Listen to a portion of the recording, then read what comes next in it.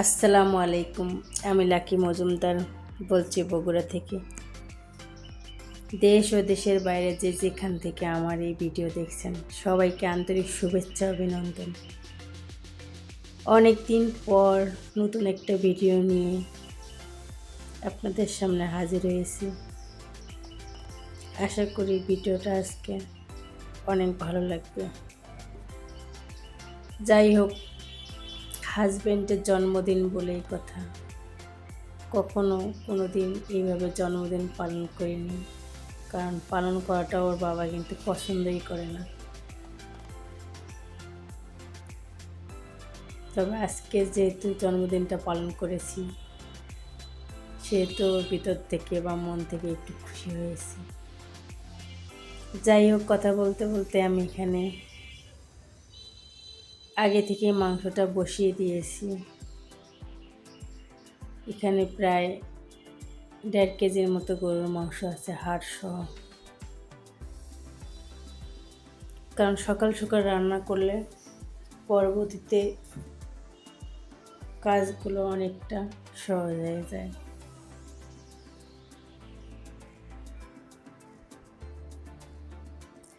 প্রতিটা মায়ের বা আমাদের মতো গৃহিণীদের কোনো অবসর নেই। সকাল থেকে শুরু হয় কাজ সন্ধ্যা অবধি।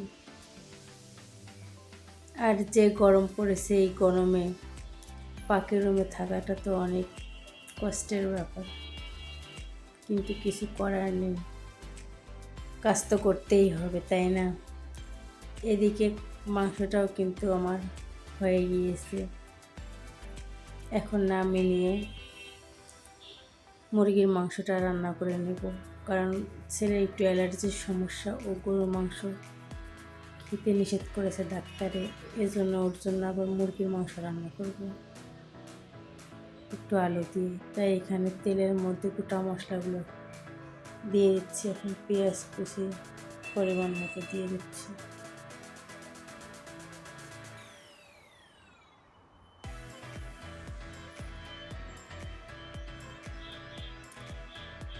পেঁয়াজগুলো ভালো করে নাড়াচাড়া করে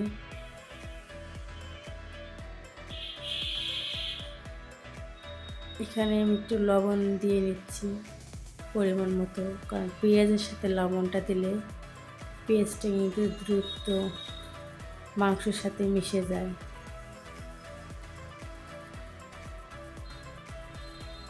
জানি না কে কীভাবে রান্না করে, কিন্তু আমি এইভাবেই রান্না করি।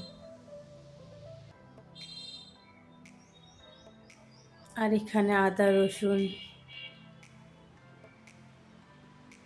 আর মরিচের যে পেস্ট করে রেখেছিলাম ফ্রিজে, ডিপ ফ্রিজে, সেটা এখানে দিয়ে দিচ্ছি একটু আগে, কারণ বরফ তো গরম পেলে একটু গলে যাবে এই জন্য। আর এখানে পরিমাণ মতো জিরার গুঁড়া দিয়ে দিচ্ছি,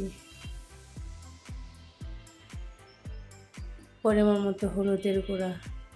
যেহেতু মশলাটা একটু শুকনো, তো এই জন্য একটু পানি দিয়ে দিচ্ছি যেন পুড়ে না যায়।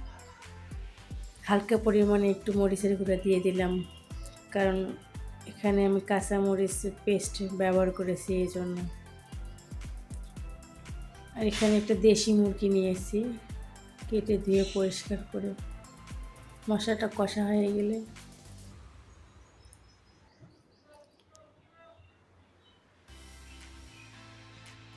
আর 5টার মতো প্রায় আস্ত রসুন নিয়েছি, কারণ মাংসর মধ্যে এইভাবে আস্ত রসুন খেতে কিন্তু অনেক ভালো লাগে। যাই হোক, মাংসগুলো এখন দিয়ে দিচ্ছি।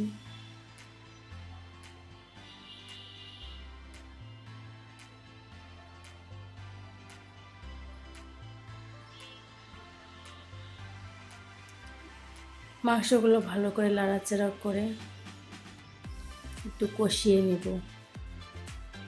মাঝে আমি অনেক দিন ভিডিও দিইনি, শুধু রমজানে একটা ভিডিও দিয়েছিলাম, পরবর্তীতে আর ভিডিওগুলো দেওয়া হয়নি।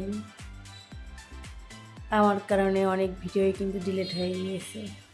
যাই হোক, কিছু করার নেই, যা করে হয়তো বা আল্লাহ কোনো মঙ্গলের জন্যই করে। তবে একটু মন খারাপ হয়েছিল, কারণ গরমে কষ্ট করে অনেক ভিডিও তৈরি করেছিলাম। হঠাৎ করে ফাইল থেকে কেন জানি ভিডিওগুলো ডিলিট হয়ে গিয়েছিল। এইদিকে মুরগির মাংস আমি গরম পানি দিয়ে দেব দ্রুত সিদ্ধ হওয়ার জন্য। এই জন্য ইন্ডাকশনে পানি বসিয়ে দিয়েছি। একটু বেশ পরিমাণে আলু কেটে নিয়েছি, কারণ আলু তো পরিবারের সবারই পছন্দ। তাই যেহেতু গরুর মাংস আমি শুধু ভুনা করেছি, কিন্তু মুরগিতে একটু বেশি পরিমাণে আলু দিয়েছি, কারণ আলুটা দিলে ছেলে আবার অনেকটাই পছন্দ করে। আস্ত মাংস খেতেই চায় না, চিবিয়ে চুষি খেয়ে পরে ফেলে দেয়। এই জন্য আলু দিয়ে ভাতটা মাখিয়ে দিলে সুন্দর করে খেয়ে নেয়। যাই হোক, মাংসটা প্রায় কষা হয়ে গিয়েছে, দেখতে পারছেন।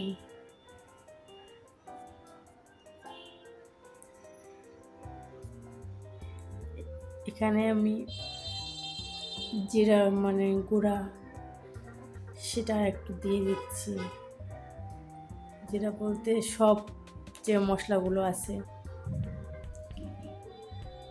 ধনিয়া, মৌরি, মেথি, রাঁধুনি সস, তেজপাতা, জিরা সব দিয়ে এটা আলাদাভাবে গুঁড়ো করে রাখি, সেটাও দিয়ে দিলাম।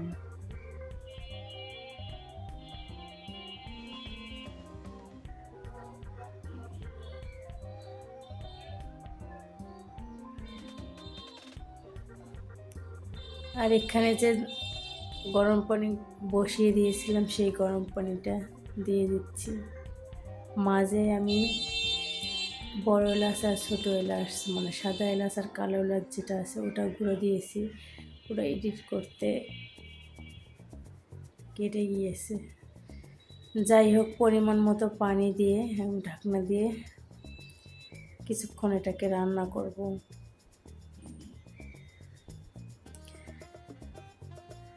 রান্না বসিয়ে দিয়ে এদিকে ঘর গুছিয়ে নিয়েছি, আর মাঝে কিছু বারবার এসে লাড়া দিয়েছি। মাংস প্রায় হয়ে এসেছে, আর কিছুক্ষণ পরে এটাকে নামিয়ে নেব। এখানে একটু কাঁচা জিরার গুঁড়া দিয়ে দিচ্ছি, রোদে শুকানো, যেটা দেই প্রতিটা তরকারির ক্ষেত্রে। আমি লাস্টে যে জিরা ব্যবহার করি কাঁচা, এটা দিলে মাংসর বা যে কোনো তরকারির স্বাদটা অনেক সুন্দর আসে। বেশি একটা রস শুকাবো না, একটু হালকা ঝোল রাখবো, কারণ এই গরমে একটু ঝোল না হলে কেমন হয়। ফাইনালি আমার মুরগির মাংসটা কিন্তু রান্না হয়ে গিয়েছে। কিছুক্ষণ পর একটু দেখিয়ে দিচ্ছি। আর এইদিকে প্রায় আমি 2.5 লিটার দুধ নিয়েছি। অল্প একটু চালের মধ্যে এটা ফুটিয়ে পায়েস রান্না করব, কারণ ওর বাবার জন্মদিনে উপলক্ষে যেহেতু আজকে রান্না বান্না, সেহেতু তার পছন্দের জিনিসে রান্না করব। দুধটা যেহেতু ফ্রিজে ছিল, এটা বলক তুলতে বেশ খানিকটা সময় লেগেছে।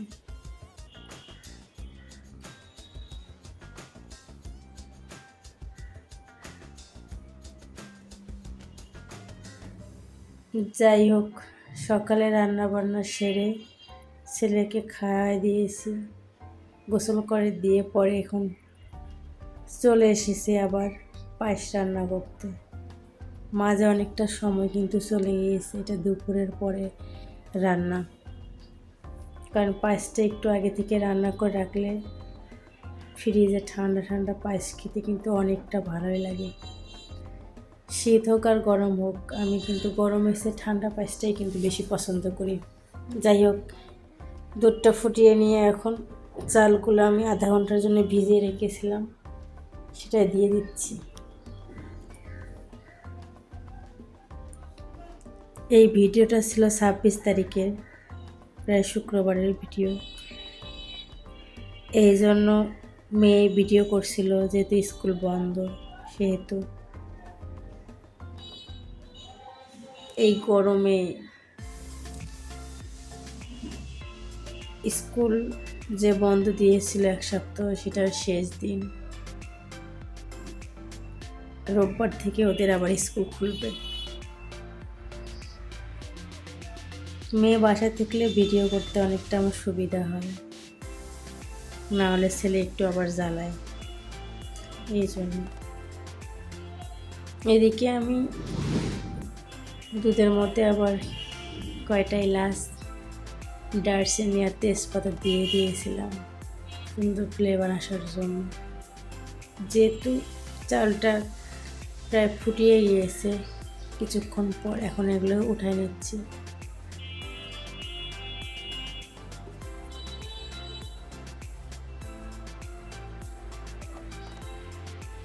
তবে এই জায়গায় একটু আমি সাদা এলাচের গুঁড়ো দিয়ে দিয়েছিলাম, সেটা ভিডিওতে দেখানো হয়নি।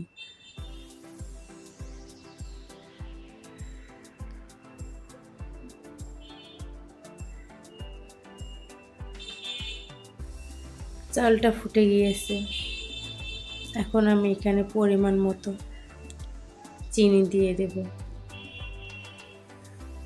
কারণ মেপে দিচ্ছি না, কারণ আন্দাজ হয়ে গেছে রান্না করতে করতে, তাই এমনি দিয়ে দিচ্ছি।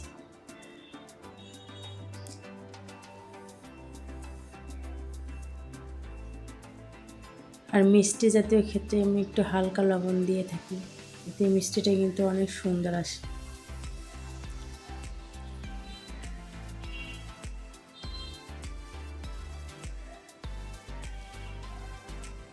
পায়েস রান্না করতে গেলে কিন্তু দাঁড়িয়ে থেকে রান্না করতে হয়। আর এইদিকে আমি কিছু কিশমিশ ধুয়ে রেখেছিলাম, সেই পায়েসের মাঝে দিয়ে দিচ্ছি। পরবর্তীতে আবার চেরি, কাজু বাদাম, কিশমিশ দিয়ে এটা পরিবেশন করব, তাই একটু দিয়ে দিলাম কিশমিশ।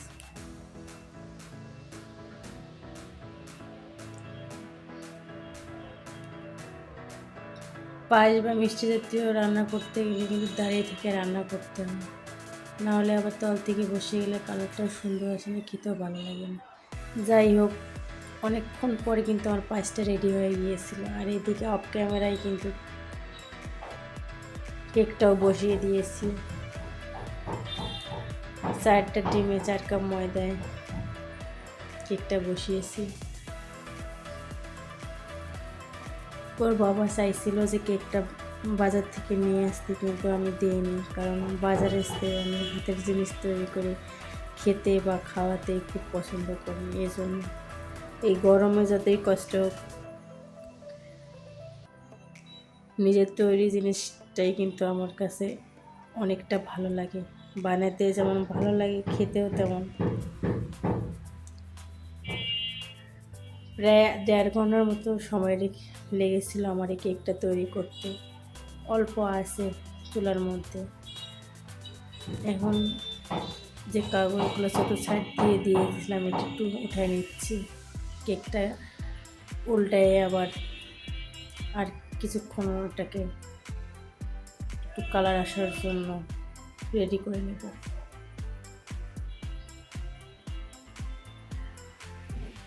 তবে কাগজটা আর এখন তুললাম না, যখন কাটবো তার আগ মুহূর্তে কিন্তু কাগজটা উঠাই নেব। তাওয়ার উপরে কিন্তু এই সসপ্যানটা বসিয়েছিলাম, অল্প আছে, দেখতে পাচ্ছেন। কেকটা কিন্তু আমার রেডি হয়ে গিয়েছে, প্রায় 10-15 মিনিট পর উল্টা দেওয়ার পরে এটাকে এই অবস্থায় রেখে দিব। যখন পরিবেশন করব তখন কেটে নেব। যাই হোক, রান্না করলেই তো হবে না, বাকি রুমটাও সুন্দর করে গুছিয়ে রাখতে হবে। এটা ছিল প্রায় সন্ধ্যার পর।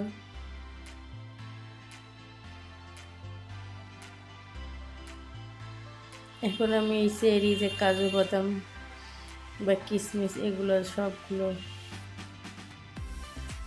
কেটে ফ্রিজে রেখে দিয়েছিলাম, সেটা দিয়ে এখন সাজিয়ে নিচ্ছি।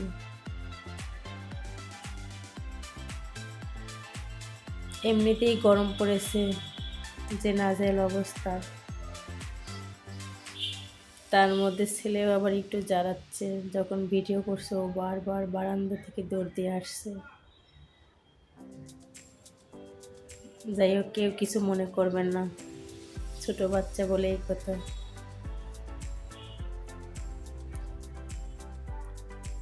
কারণ রুমের লাইট আমি বেশিরভাগ দেওয়া হয় না সুপার রুমের, কারণ ওই একটু চঞ্চল, উঠবে নামবে, পড়ে যায়, অন্যরকম একটা সমস্যা হয়ে যাবে, এই জন্য বেশি একটা লাইট দিতে চাই না, অফ করে রেখেছি।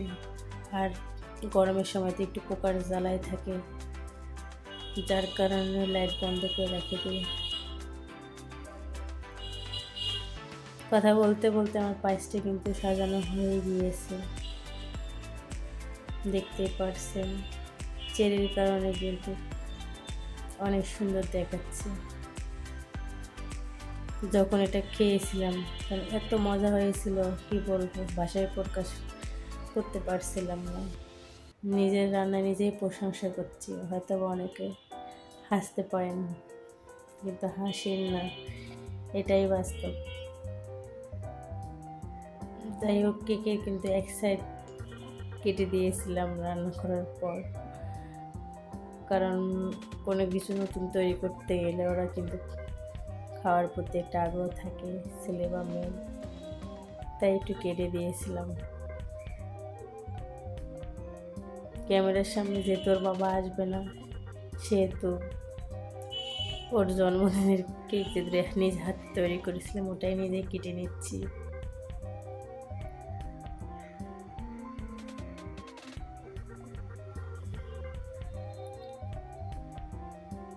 তবে আজকের ভিডিওর যদি কোনো অংশ আপনাদের ভালো লেগে থাকে তাহলে অবশ্যই লাইক দিয়ে দেখা শুরু করবেন।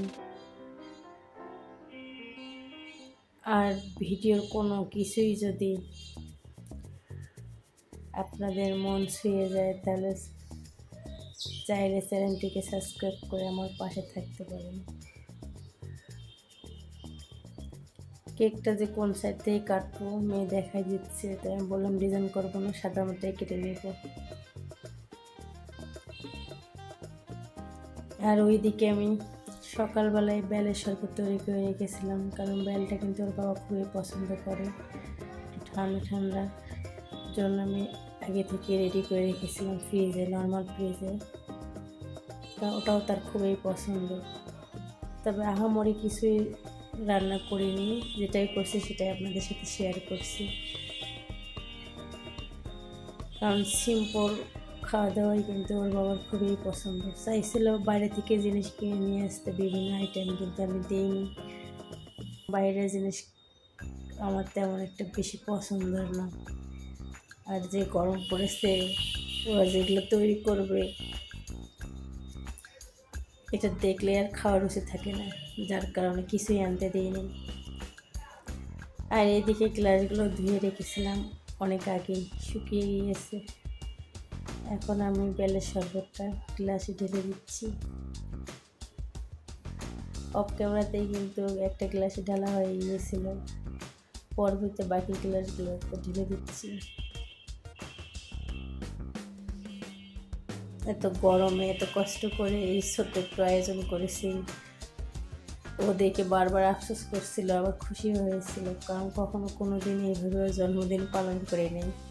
ছেলেকে জয়বারে বলছি তোমার বাবার জন্মদিন পালন করো, ছেলে বলছে না আম্মু তোমার জন্মদিন পালন করবো, আমাকে কেন, ছেলে মানুষের কি আবার জন্মদিন পালন করে, ও কখন দেখেনি, তো এই জন্য ও বলছিল আমার জন্মদিনে নাকি মগ দিবে, পাতিল গিফট করবে। আমি বলছিলাম কেন মগ, কেন, তুমি চা খাবার, পাতিলে তুমি রান্না করবে, এই জন্য তোমার জন্মদিন পালন করবে। ছোট মানুষের মাথায় যে এরকমটা আইডিয়া তৈরি হয়েছে, এটা শুনে আমার খুব ভালোই লাগছিল, আমার হাসিও পাচ্ছিল। যাই হোক, কথা বলতে বলতে আমি পায়েসগুলো কিন্তু বাটিতে তুলে নিচ্ছি। চেরি দেওয়ার কারণে কিন্তু পায়েসের কালারটা কিন্তু একটু চেঞ্জ হয়ে গিয়েছে।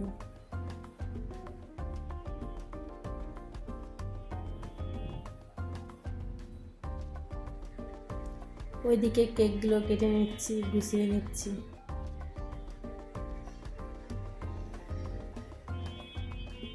যেহেতু ক্যামেরার সামনে ওরা আসবে না, সেহেতু এইভাবেই ভিডিওটা ধারণ করব।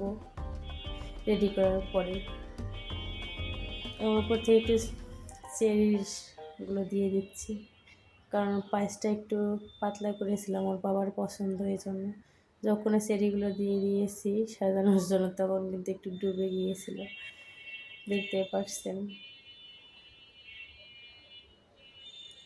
এখন চামচগুলো দিয়ে সাজিয়ে নেব। আর গ্লাসের শরবতগুলো দেখতে পাচ্ছেন 2টা কালার এসেছে, কারণ গ্লাস শরবত দেওয়ার পরে একটু জমে গিয়েছে, এই জন্য কালার 2 রকম দেখাচ্ছে। আর এদিকে কিছু বিস্কিট দিয়ে দিয়েছিলাম, এটা হচ্ছে বাদাম বিস্কিট, খেতে কিন্তু অনেক মজা লাগে, আমরা কিন্তু চা দিয়েই খাই প্রায় সময়। আর বেলের শরবতের কালার দেখে আমার একটু হাসিও পাচ্ছিল যে এটা কীরকম শরবত হয়েছে। মেয়ে বলছে যাক অনেক সুন্দর হয়েছে, 2টা কালার হয়েছে। অনেকে ভাববে যে এটা কী আবার শরবত, তাই না? আসলে কিন্তু এটা বেলের শরবত। যেহেতু পানি দিয়ে বেলের শরবতটা তৈরি করা হয়, সেহেতু পানিটা জমে গেলে নিচে বেলটা জমিয়ে থাকে আর উপরে পানিটা ভেসে থাকে, এই জন্য 2 কালার হয়েছে।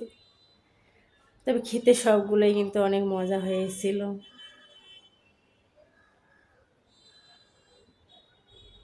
গরমে এইরকম ঠান্ডা ঠান্ডা শরবত কিন্তু অনেকটাই ক্লান্তি দূর করে। প্রায় সময় বেলের শরবত খাওয়া হয়, তবে ভিডিওতে দেখানো হয় না সব কিছুই। পায়েসটা দেখতেই পারছেন, সবগুলো রেডি করে নিয়ে ভিডিও করছি, কারণ যেহেতু ক্যামেরার সময় কেউ আসবে না। সকলের সুস্বাস্থ্য এবং দীর্ঘ মঙ্গল কামনা করে আজকের ভিডিওটা এই পর্যন্ত। আল্লাহ হাফেজ, আসসালামু আলাইকুম।